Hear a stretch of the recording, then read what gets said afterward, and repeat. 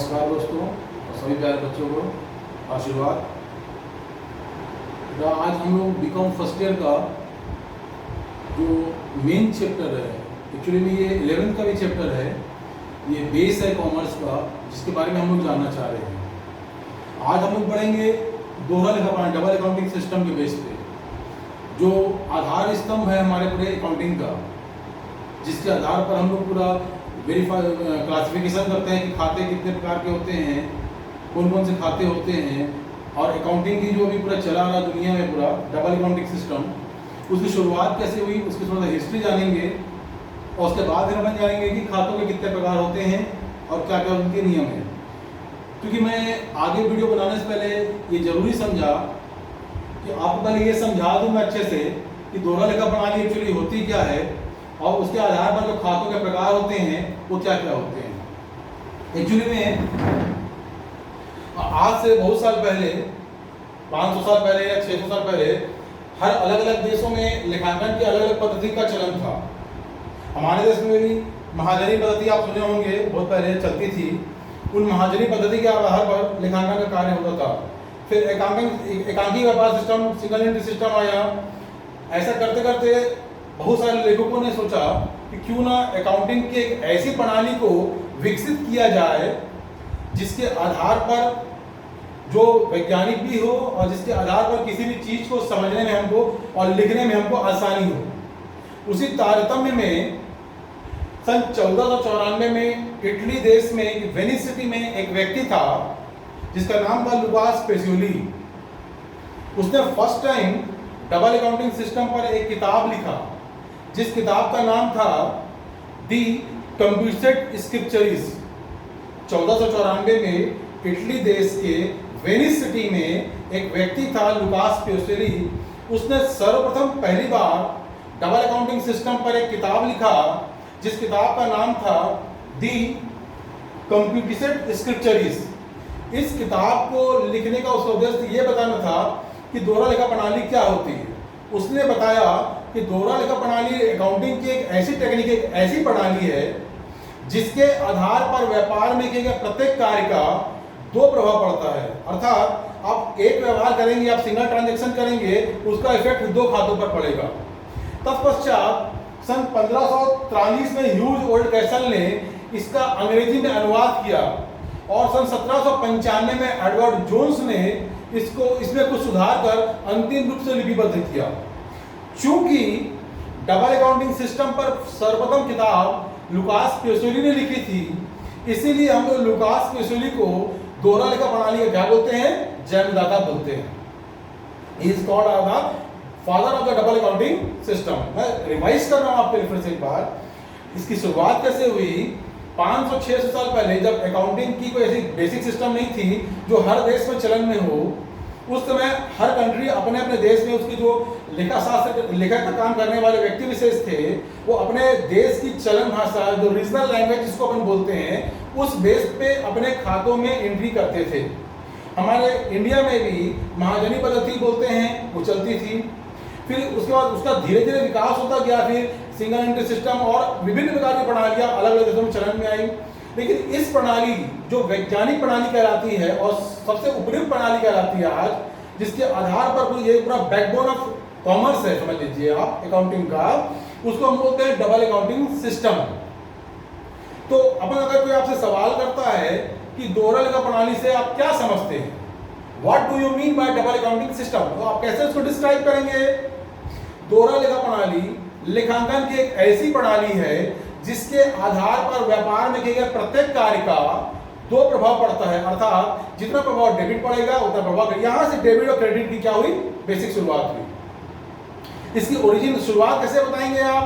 इसकी शुरुआत बताने के लिए आपको जाना पड़ेगा इसकी हिस्ट्री में। आप समझिएगा इसका शुरुआत, अगर आपसे किसी ने सवाल किया कि डबल अकाउंटिंग सिस्टम की शुरुआत कैसे हुई तो समझाइए, तो आप बोलिएगा सन 1494 में इटली देश के वेनिस सिटी में एक व्यक्ति रहता था जिसका नाम था लुकास पेसियोली। उसने सर्वप्रथम डबल अकाउंटिंग सिस्टम पर एक किताब लिखा, जिस किताब का नाम था दी कंप्यूटेड स्क्रिप्चरीज। इस किताब के आधार पर उसने सर्वप्रथम दुनिया वालों को बताना चाहा कि दोहरा लेखा प्रणाली क्या होती है। उसके अनुसार, इसके अनुसार, लुकास पेसियोली के अनुसार दोहरा लेखा प्रणाली एक ऐसी प्रणाली है जिसके आधार पर व्यापार में किए गए प्रत्येक कार्य का दो प्रभाव पड़ेगा, अर्थात जितना प्रभाव डेबिट पड़ेगा उतना प्रभाव क्रेडिट पड़ेगा। तत्पश्चात सन 1543 में ह्यूज और कैसल ने इसका अंग्रेजी में अनुवाद किया और सन 1795 में एडवर्ड जोन्स ने इसमें कुछ सुधार के साथ अंतिम रूप से लिपिबद्ध किया। चूंकि पहली बार दोहरा लेखा प्रणाली पर किताब लुकास पेसोली ने लिखी थी, इसलिए हम लुकास पेसोली को दोहरा लेखा प्रणाली का क्या कहते हैं, जन्मदाता। ठीक, अपन आगे बढ़ते हैं। इसके बेस पे फिर हमारा बनता है खातों के प्रकार। खाते कितने प्रकार के होते हैं? खाते 3 प्रकार के होते हैं। आप सभी जानते हैं, आपने 11-12 में पढ़ा होगा कि खाते 3 प्रकार के होते हैं। पहला होता है व्यक्तिगत खाता, दूसरा होता है वास्तविक खाता और तीसरा हमारा क्या होता है, नाम मात्र का खाता। व्यक्तिगत खाता मतलब पर्सनल अकाउंट, वास्तविक खाता मतलब रियल अकाउंट और नाम मात्र खाता मतलब नॉमिनल अकाउंट। फिर व्यक्तिगत खाते को अगर आप क्लासिफाई करना चाहेंगे, अगर बांटना चाहेंगे, वो फिर 3 भागों में बंटता है। पहला कहलाएगा जो किसी व्यक्ति विशेष के नाम का इंडिकेट करे, जैसे मैं आबिद हसन खान, सहायक प्राध्यापक वाणिज्य शासकीय एसडीएस महाविद्यालय जामगांव, मतलब मेरा आबिद का खाता, वो व्यक्तिगत खाता कहलाएगा। उसी बात है किसी और सुनील का, अनिल का, विजय का, सभी व्यक्तिगत खाते हैं। आप लोग मोबाइल यूज करते हैं, सोनी एरिक्सन, नोकिया और अलग अलग बहुत प्रकार की कंपनियां हैं, तो कोई कंपनी या फर्म के नाम का जो इंडिकेट कराए वो भी क्या कहलाएगा, व्यक्तिगत खाता। और तीसरा होता है प्रतिनिधित्व करने वाले खाते, उसको मैं आखिरी में आपको डिटेक्ट करूंगा। इस खाते का नियम होता है पाने वाला विकलन और देने वाला समाकलन। मैं फिर से रिवाइज कर रहा हूं आपके लिए। खाते 3 प्रकार के होते हैं। पहला होता है व्यक्तिगत खाता, पर्सनल अकाउंट। इसके फिर 3 ब्रांच होती हैं। एक जो किसी व्यक्ति विशेष का नाम का बोध कराए, indicate the name of a person is called the personal account. Second होता है हमारा किसी कंपनी या किसी फर्म के नाम को इंडिकेट बताने वाला खाता क्या कहलाएगा, व्यक्तिगत खाता। और तीसरा होता है प्रतिनिधित्व करने वाले, इसको मैं आपको लास्ट में बताऊंगा तो समझने में आसानी आएगी। सेकंड हमारा होता है वास्तविक खाता। इस खाते का नियम क्या होता है, व्यक्तिगत खाते का पाने वाला विकलन और देने वाला, receiver is the debit and giver is the credit. वास्तविक खाता, वास्तविक खाते 2 होते हैं। एक होता है हमारा मूर्तमान खाता, एक हमारा होता है अमूर्तमान खाता। ऐसा मूर्तमान माने टेंजिबल, अमूर्तमान माने इंटेंजिबल। पहले मैं अमूर्तमान को समझाता हूं। ठीक है, मूर्त का मतलब होता है एक रूप, आकार। ऐसी कोई भी संपत्ति जिसका रूप और गुण होता है, जिसको हम लोग देख सकते हैं, छू सकते हैं, महसूस कर सकते हैं, we can touch, feel and, मतलब इसको हम महसूस कर सकते हैं, वो माना जाएगा मूर्तमान वास्तविक खाता। हमारे होता है जैसे भूमि, भवन, प्लांट, मशीन, फर्नीचर, ये सभी हमारे क्या है, मूर्तमान वास्तविक खाता, टेंजिबल रियल एसेट्स। इसके अलावा सेकंड हमारा क्या होता है, अमूर्तमान वास्तविक खाता। अमूर्तमान वास्तविक खाता पर किसको बोल सकते हैं, ऐसा कोई भी खाता जो वास्तविक जिसको संपत्ति में शामिल हम लोग करते हैं, लेकिन हम ना तो देख सकते हैं, ना हम उसको छू सकते हैं, ना उसको महसूस कर सकते हैं, वो हमारा होता है समान रूप से ख्याति। समान रूप से क्या हमारा होता है, ख्याति। क्योंकि ख्याति एक ऐसी अमूर्तमान संपत्ति होती है जिसको ना तो देखा जा सकता है, ना जिसको छुआ जा सकता है, और ना ही जिसको महसूस किया जा सकता है। इसलिए इसको क्या बोलते हैं, अमूर्तमान वास्तविक खाता। Tangible, intangible. टेंजिबल माने land, building, plant, machine, furniture, all this thing is called are the tangible real assets. और अमूर्तमान माने जिसको ना तो छू सकते हैं, ना महसूस कर सकते हैं, ना देख सकते हैं, वो क्या है अमूर्तमान। कुछ लेखकों में आपसी वैचारिक मतभेद भी इसमें है। बेटा कुछ लोग बोलते हैं कि पेटेंट, कॉपीराइट, ट्रेडमार्क को भी इसमें शामिल करना चाहिए। खैर अभी उस विषय में मैं नहीं जाऊंगा। आप ये समझिए कि जो वास्तविक संपत्ति होती है मूर्तमान वास्तविक खाता कहलाएगा, और ख्याति हमारा अमूर्तमान वास्तविक खाता कहलाएगा। इस खाते का नियम होता है आने वाली सभी संपत्तियां डेबिट होंगी और जाने वाली सभी संपत्तियां हमारी क्या होंगी, क्रेडिट होंगी। ठीक। और तीसरा हमारा आखिरी आता है नाम मात्र खाता, नॉमिनल अकाउंट। इस खाते का संबंध होता है उस चीजों से जो आय और व्यय और लाभ और हानि से रिलेटेड होती हैं। ऐसी सभी मदें जो आय और व्यय, इनकम और एक्सपेंडिचर और प्रॉफिट एंड लॉस से रिलेटेड होती हैं, उनको दर्शाने वाला खाता क्या कहलाएगा, नाम मात्र का खाता। क्या कहलाएगा, नॉमिनल अकाउंट कहलाएगा। किराया दिया, किराया मिला, ब्याज दिया, ब्याज मिला, या वेतन दिया, वेतन मिला। क्या मिला हो या आप दिए हो, मिला हो तो इनकम, दिए हो तो खर्चा, चाहे इनकम से रिलेटेड हो चाहे वो खर्चे से रिलेटेड हो, किसमें आ जाएगा, वो नॉमिनल अकाउंट में आ जाएगा। अच्छा, अब मैं आपको बता रहा हूं उस इसका नियम बताया अभी, सभी व्यय और हानि, ऑल द एक्सपेंसेस लॉस और डेबिट, और सभी आय क्या हो जाएंगी, क्रेडिट हो जाएंगी। ठीक है, ये किसका नियम है, नाम मात्र के खाते। अब मैं लास्ट आता हूं प्रतिनिधित्व करने वाले खातों के बारे में। अगर मान लीजिए आपने किसी से काम करवाया और उसकी मजदूरी का भुगतान नहीं दिया, हम क्या बोलते हैं इसको, आउटस्टैंडिंग वेजेस, अदत्त मजदूरी। पहले से एडवांस दे दिया, प्रीपेड वेजेस, पूर्वदत्त मजदूरी।